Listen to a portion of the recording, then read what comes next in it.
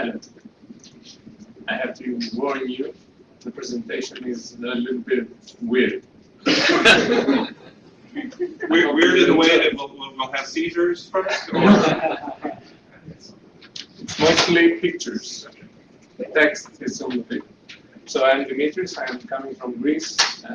I'm a researcher at the Athens University of Economics and Business.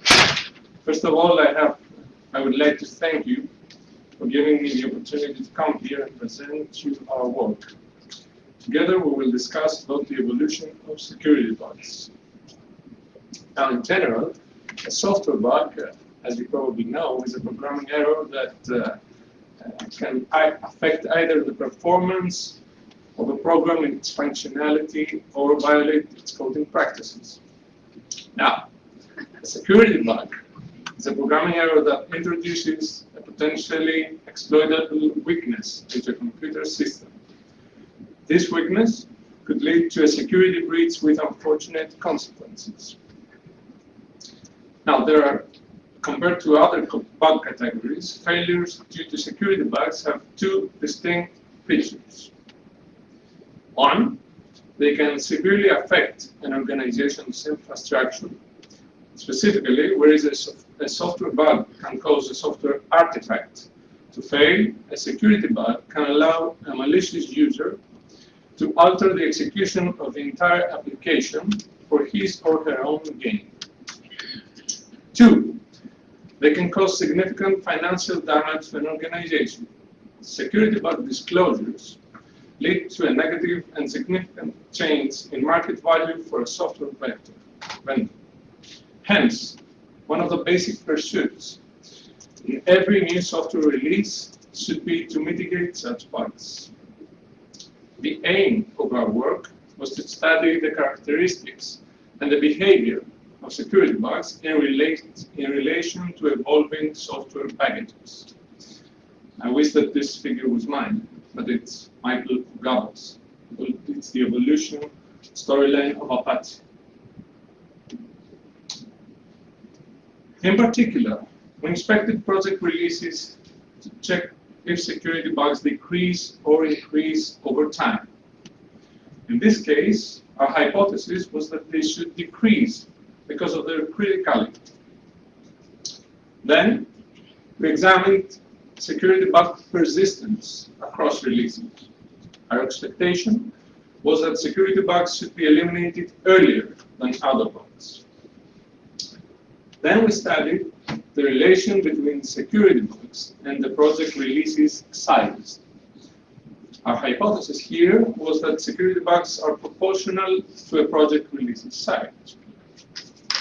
Finally, we examined the correlation of security bugs with other categories.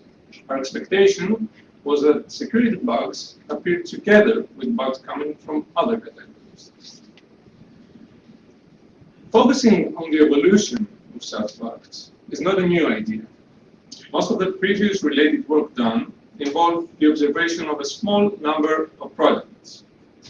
Contrary to this, for our analysis, we used a large software ecosystem that contained thousands of versions of interdependent projects.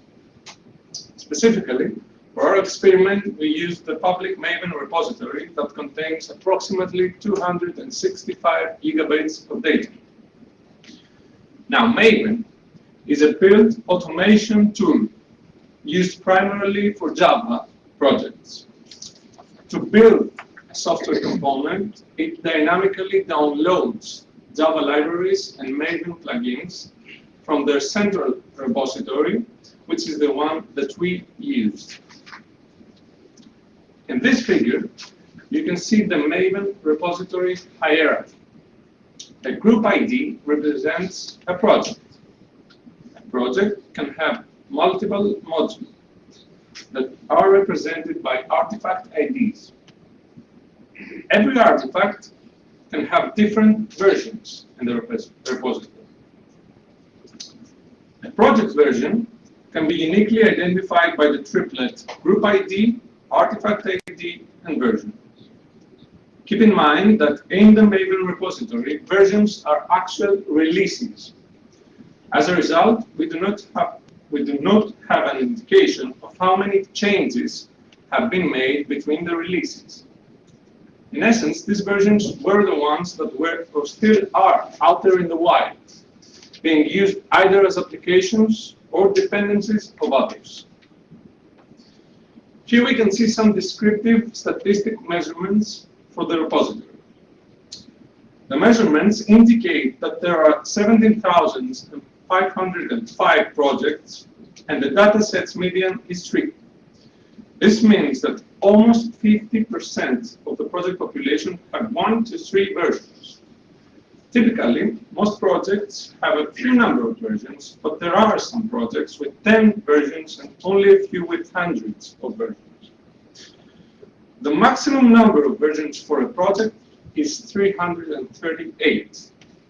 The third quartile measurement also indicated that 75% of the projects have a maximum of 8 versions. To statically analyze all the releases, we used FindBugs, which is a tool that has already been used in research and examines bytecode to detect software bugs. This came in handy since Maven contains all project versions in the form of jars. We have to mention here, as a threat to the validity of our experiment, that a static analysis tool like this can produce false positive or negative alarms. Before performing our experiment and collect the metric results of the FindBugs tool, we scanned the Maven repository for appropriate jars and created a series of processing tasks that included a jar's name and added them to a task queue mechanism. The fourth entity involved in our experiment, apart from the repository, the static analysis tool, and the task queue mechanism, was a custom Python script that we will call the worker from now on. Here you can see the data processing architecture of our experiment. As you can see, workers can actually run at the same time. In our case, 25 Unix-based workers run simultaneously. A typical processing cycle of a worker included the following steps. After the worker spawned, it requested a task from the queue. This task contained the jar name, which was typically a project version that was downloaded locally. First, specific jar metadata were calculated and stored. Such metadata included the project size, its dependencies, and the number that represented the chronological order of the release. Then, FindBugs was invoked by the worker, and its results were also stored in the data repository. When the task was completed, the queue was notified, and the next task was requested. Before presenting our analysis and results, let's talk a little bit about the bug categories that FindBugs reports. Here you can see some of the basic bug categories. 2 of them, namely security and malicious code, involve security-related bugs. Now, let's see some primary observations concerning the software defects of the Maven repository as a whole. Our first result concerns the most popular bugs in the ecosystem. Together with the bad practice bugs and the style bugs, security bugs are the most popular. This we call security bugs here the sum of the 2 aforementioned categories. Did you say what an experimental bug is? The experimental bug category, sorry. Yeah. The experimental bug category contains uncategorized bugs. Is malicious here grouped in with security? Malicious was Oh. on your previous list, but it's not here. Yes. Here, security bugs. Both. Yeah, it's the sum of those two categories. Only here we'll see what there's a subcategorization now that we will discuss. This could be an indication that programmers write code that implements the required functionality without considering its many security aspects, which is an issue that has already been reported in literature. For our further analysis, we created some more subcategories. This is mainly for the following reasons. First, the malicious code category contains, for the most part, bugs that imply violations of good object-oriented programming design. Also, we wanted to distinguish bugs that we could call severe. Such bugs are related to vulnerabilities that appear due to the lack of input validation and can lead to damaging attacks like code injection, SQL injection attacks, and cross-site scripting. These kind of attacks are currently topping the corresponding lists of most security providers. Also, as the bug descriptions on the Find Bugs page indicate, if an application has such bugs, it might have more vulnerabilities that Find Bugs doesn't report. As a result, we created a subcategory containing bugs of this kind, which is a subset of the security category, and we call it security high, meaning with high severity. The remaining bugs of the security category are grouped together with the bugs of the malicious code category in another one that we call security low. This table presents the number of releases where at least one security high bug exists. In essence, 5,501 releases, which is approximately 4.77%, contained at least one severe security bug. Given the fact that other projects include these versions as their dependencies, they are automatically rendered vulnerable if they use the code fragments that include these defects. Now, Linus' law states that given enough eyeballs, all bugs are silent. In a context like this, we expected that the project versions that are dependencies to many other projects would have a small number of security bugs. To achieve this, we created a graph that represented the snapshot of the Maven repository. The nodes of the graph represented the versions and the vertices, their dependencies. Keep in mind that because of some missing information from some projects, the graph was not entirely accurate, meaning dependencies pointing out to a project rather than a version. And also, it was not complete. There were missing versions mentioned as dependencies.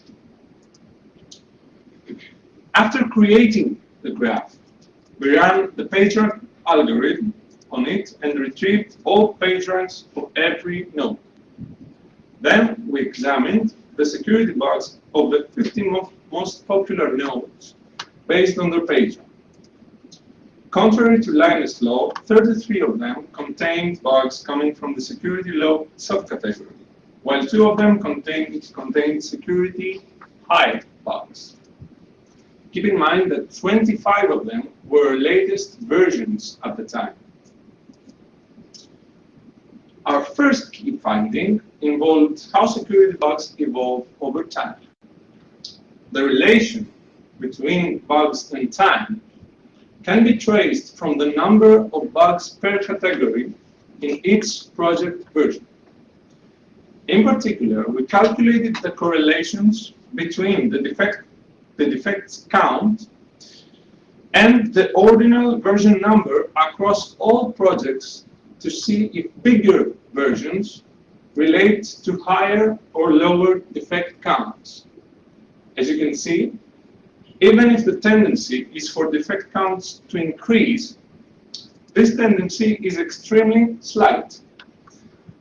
This tendency, though, applied to all versions of all projects together.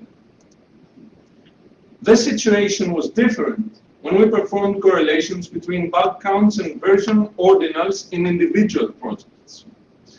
The horizontal axis in these charts presents the correlations, while the vertical axis the number of projects. Note here that scale is logarithmic. The spike in point 0 is explained by the large number of projects for which no correlation could be established. Still, we can see that there were projects where a correlation could be established, either positive or negative. The security high category, as you can see at the top or left of the slide, is particularly binodal.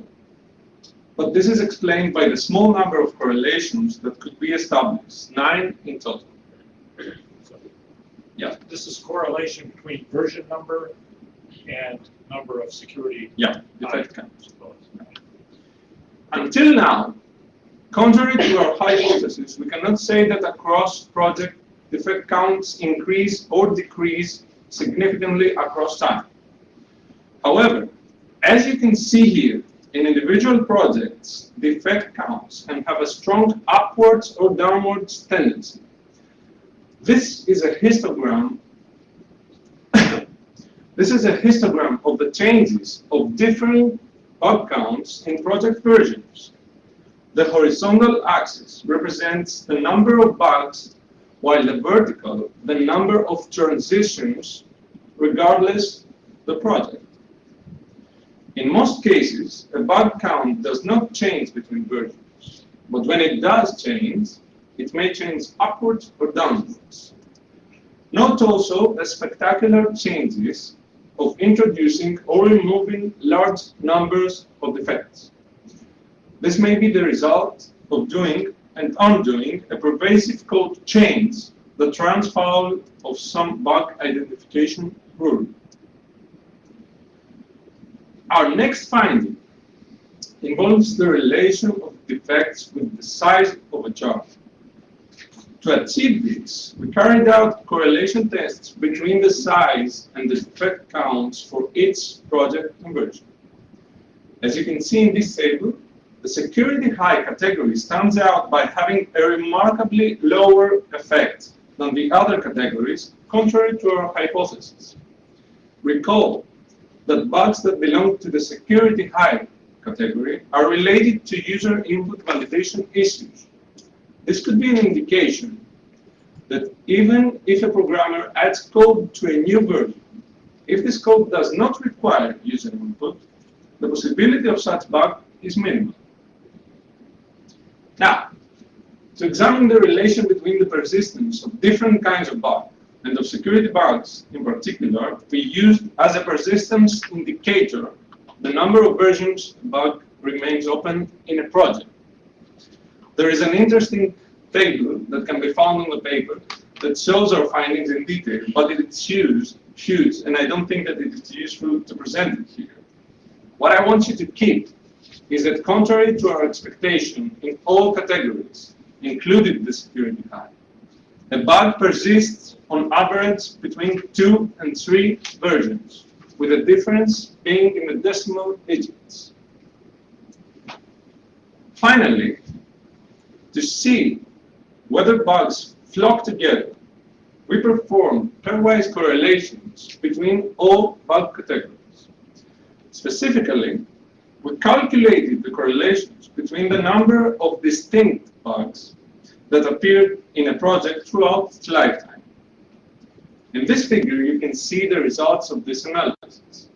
The thinner the ellipse, the stronger the association.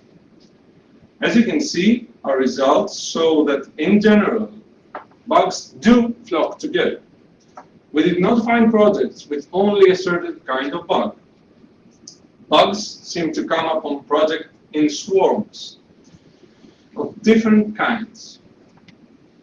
But bugs of the security high category are different. They are either not associated with other bugs or only weakly so. Perhaps it takes a special kind of blunder to make it a security hazard. Thus, to find such defects, code reviewers with experience in software security issues might be needed. Now, let me close my presentation with some observations regarding the results in the experiment. Even if we did not find if defect counts increase or decrease over time, the fact that projects have their own idiosyncrasies concerning security bugs could help us answer questions like, what are the common characteristics of a project where security bugs increase over time?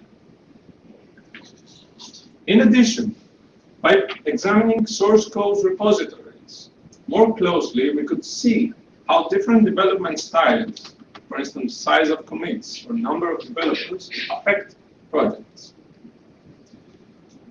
Finally, by selecting a large ecosystem that includes applications written only in Java, we excluded by default measurements that involve vulnerabilities related to the C programming language, like the infamous buffer overflow effects. This is because Java enforces bound checking at runtime. Still, by examining software artifacts with similar characteristics facilitates the formation of an experiment like this.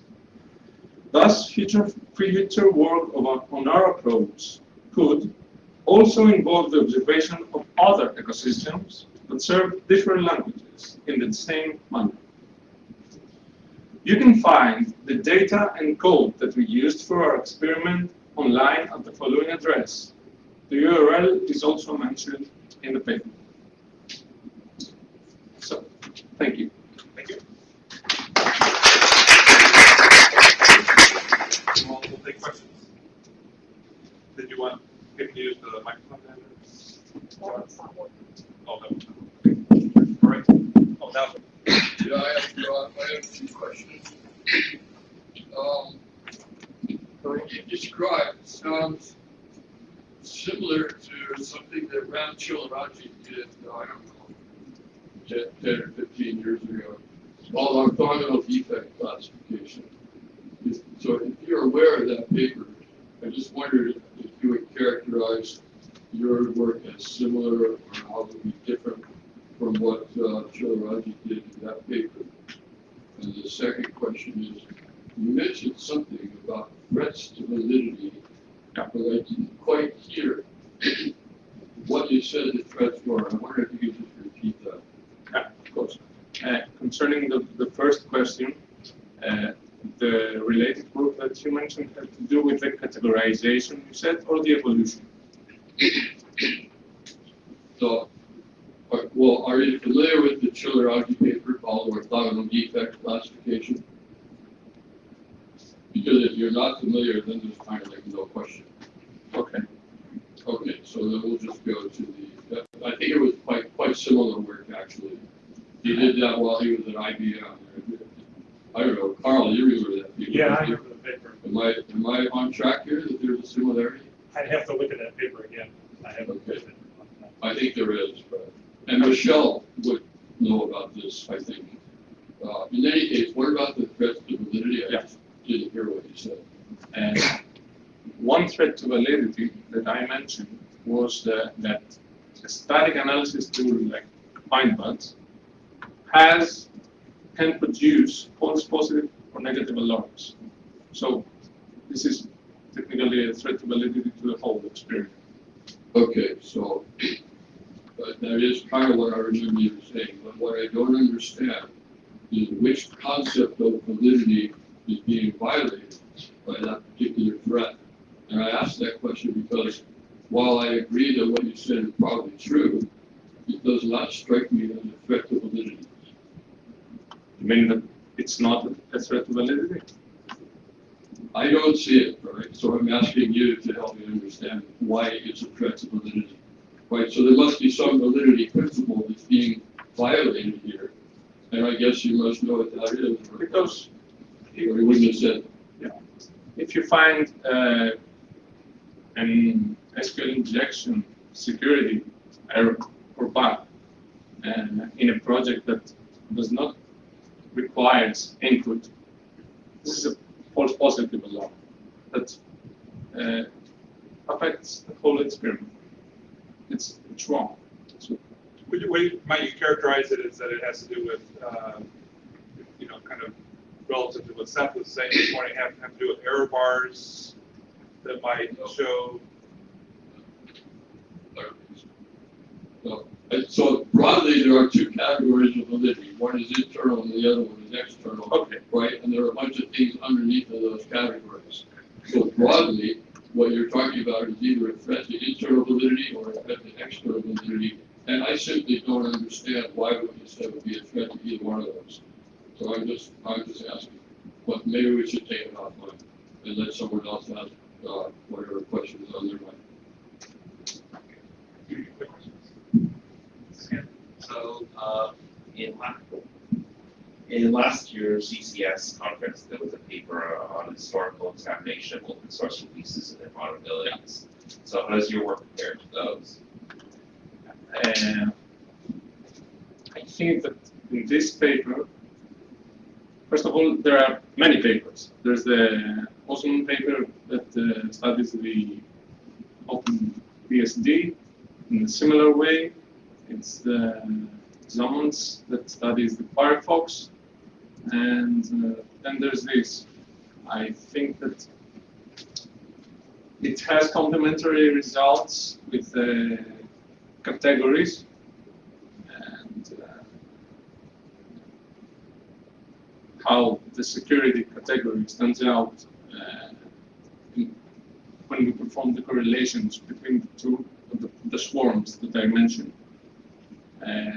For the first one, yeah, the one that I mentioned first with the OpenBSD is they found that security bugs decrease over time, but they have a persistence of 2 years of bugs. And the second one, Zammans, they found complementary results with our correlation size and threat counts.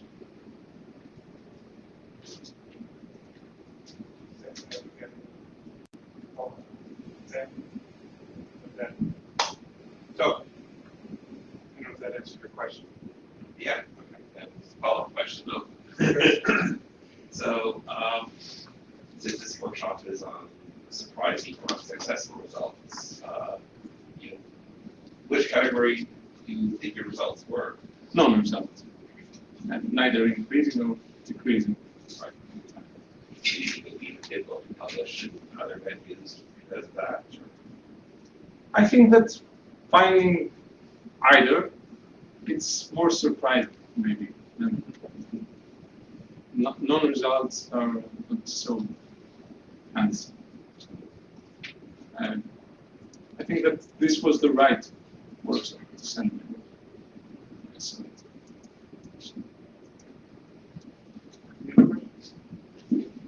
No. I was wondering, you took this massive amount of data and did one data analysis. Do you think there were some subsets that you could look at that you would be able to categorize, where you might be able to pull out some differences that might be associated with some quality of the particular application that you were looking at? Or would that be worth doing? Can you give me an example? I don't know, browsers versus something else, or I don't know, something. Oh. Something. Categories of projects. Yeah, categories of projects. Oh, yeah. Yeah, this could be interesting in relation with another question that this research brought up. We found that there are projects with their own idiosyncrasies. Maybe a categorization of such projects would be.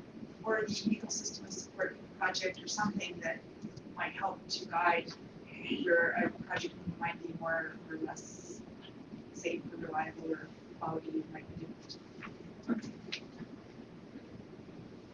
Anyone else? Okay. Oh, So do you see any implications for so-called Linus's law? Yeah, I believe that for this result, the problem was with the ecosystem itself.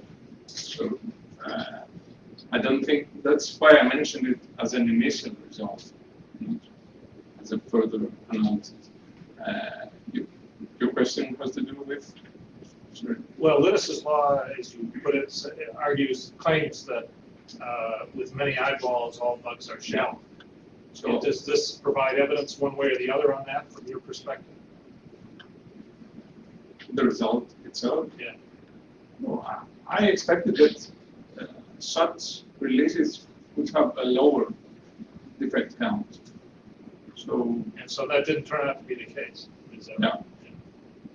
So this also shows that other releases might have trouble too. If you have the most the projects that with the highest beta, this could affect the other projects. We use code that is vulnerable. So, I mean, I personally think Linus's law is bogus. Okay, so Yeah. But I don't know, I mean, you can compare it to non-open source, so, you can't say that it wouldn't be, I know, but what it did was all open source, so. Yeah, it's all. It all got the eyeballs, so we didn't look at the stuff that didn't have the eyeballs. But the argument, I think, was the thing with more versions had Probably more eyeballs. Oh, It didn't okay, turn out. oh, yeah, okay. Yeah. So you don't know how they do their version stuff. I mean, Right, there's many uncontrolled Yeah. variables. Yeah. Like to speak?